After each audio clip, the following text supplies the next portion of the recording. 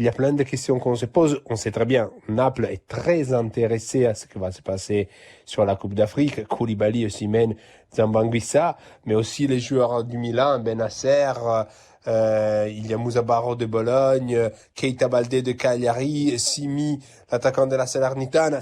Il y a vraiment beaucoup de joueurs et la position qu'ils prennent dans un quotidien important comme le Corriere dello Sport, c'est de demander de ne pas jouer pratiquement parce qu'il y a un éditorial un édito du directeur du journal qui demande d'utiliser de l'intelligence, c'est en faisant comprendre que c'était pas le moment, que déjà c'était bien quand la Coupe d'Afrique avait changé les dates pour jouer en été, que ça dérangeait personne.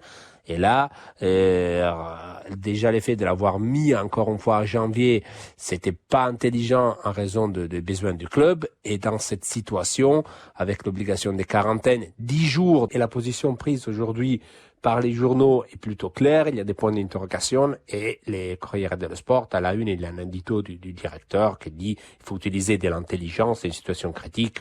Peut-être c'est mieux, c'est sûrement mieux quand les dates de la Coupe d'Afrique sont en été parce qu'ils vont pas empêcher au club d'avoir à disposition leurs joueurs. Donc, au final, oui, il y a une crise sanitaire et il y aura des problèmes liés à ça. Mais on a l'impression que c'est les pouvoirs des clubs aujourd'hui qui parlent et qui parlent sur les pages des journaux italiens. Voilà donc pour l'Italie. On rappellera aussi que la CAF ces dernières années avait changé de date parce que l'édition 2019 en Égypte s'était déroulée pendant l'été, mais finalement, sous la pression de la FIFA qui voulait placer le mondial des clubs avec le mondial au Qatar qui aura lieu au mois de novembre, on le sait, l'année prochaine, eh bien, finalement, la CAF a dû faire marche arrière et revenir à la date initiale, c'est-à-dire janvier-février.